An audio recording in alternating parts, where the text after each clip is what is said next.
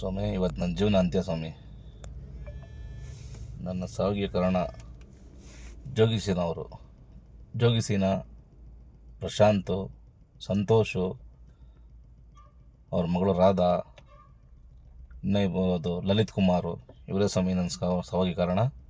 ಇವ್ರು ಫುಲ್ ಕುಟುಂಬ ಸ್ವಾಮಿ. ಇವ್ರು ಫುಲ್ ಕುಟುಂಬ ಕೊಡ್ತಾರೆ ಹಿಂಸೆ ನಂಗೆ ತಡೋಕ್ಕಾಗ್ತಾರೆ ಸ್ವಾಮಿ.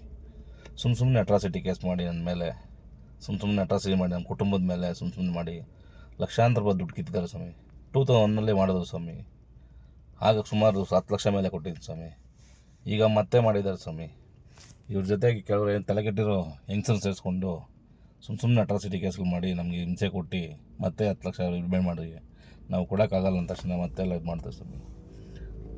ಇವ್ರ ಕಾಡ ನನ್ನ ಕೈಲಿ ತಳೋಕ್ಕಾಗ್ತಾಯಿಲ್ಲ ಸ್ವಾಮಿ. ನನ್ನ ಜೀವನ ಇಲ್ಲ ಸ್ವಾಮಿ. ನಾನೊಬ್ಬ ಬಡ ವ್ಯಾಪಾರಿ ಸ್ವಾಮಿ, ಬಡ ವ್ಯಾಪಾರಿ. ನಾನು ಎಲ್ಲಿಂದ ತಂದು ಕೊಡಲಿ ಲಕ್ಷಾಂತರ ರೂಪಾಯಿ ದುಡ್ಡು? ಅಟ್ರಾಸಿಟಿ ಅಂದರೆ ಸುಮ್ಮನೆ ಅಟ್ರಾಸಿಟಿ ಮಾಡಿ ನಿಜವಾಗ್ಲೂ ಮಾಡಿದೆ ಬೈದಿದ್ರೆ ಬಾಡಲಿ ಸ್ವಾಮಿ. ಸುಮ್ಮನೆ ಮಾಡಿ ಆಗ್ತಾಯಿಲ್ಲ ಸ್ವಾಮಿ ನಮ್ಮ ಕೈಯಲ್ಲಿ. ಇವ್ರ ಕಾರಣ ನಮ್ಮ ಕೈಯಲ್ಲಿ ತಡೆಯೋಕ್ಕಾಗ್ತಾಯಿಲ್ಲ. ಈ ಜೋಗಿಸಿ ನನ್ನ ಫ್ಯಾಮಿಲಿಗೆ ದಯವಿಟ್ಟು ಪೊಲೀಸರೇ ನೀವೇ ಒಂದು ಗತಿ ಕಾಣಿಸಿ. ಏನು ಸ್ವಾಮಿ, ಇವ್ರ ಮನೇಲಿ ಯಾರೂ ಕೆಲಸ ಮಾಡಲ್ಲ ಸ್ವಾಮಿ. ಕೆಲಸ ಮಾಡೋದು ಇವರು ಲಕ್ಷಾಂತರ ರೂಪಾಯಿ ಟರ್ನೋವರ್ ಎಲ್ಲಿಂದ ಮಾಡ್ತಾರೆ ಸ್ವಾಮಿ. ಇವರಿಂದ ಸುಮಾರು ಕುಟುಂಬಗಳು ಹಾಳಾಗೋಗಿದೆ ನಮ್ಮೂರಲ್ಲಿ ಹಾಳಾಗೋಗಿದೆ ಸ್ವಾಮಿ. ಅದರಲ್ಲಿ ನಾನು ಒಬ್ಬ ಸ್ವಾಮಿ. ನಮ್ಮ ತಂಗಿನ ದಯವಿಟ್ಟು ಇವ್ರ ಕಡೆಯಿಂದ ಕಾಪಾಡಿ ಸ್ವಾಮಿ. ಇವರಿಂದ ದಯವಿಟ್ಟು ಕಾಪಾಡಿ ಸ್ವಾಮಿ.